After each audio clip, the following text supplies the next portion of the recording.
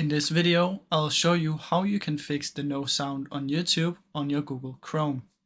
Now, first step, guys, is once you're on the video, if you hear no sound, first step is to check down here.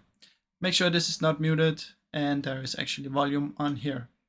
Now, second step is you can right click the tab up here and make sure this is not muted. If it says mute side, it means it is unmuted. And if you check now, it will say unmute side, which means it is currently muted. And if I press this, it will unmute. So make sure it just says mute side right here. Now, if none of these two work, what you can do is you can check your audio down here. Click on it, make sure this is up. Also, right click on it, go to sounds, and from in here, go to playback. Make sure you have the correct device set to default.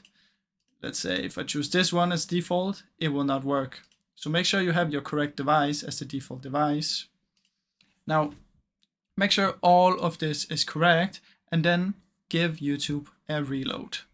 Reload it or close down YouTube, open it again, see if that works. If it still doesn't work, try restarting your computer. Now, if this video helped you, please leave a like and subscribe as it helps me out a ton. And thank you so much for watching.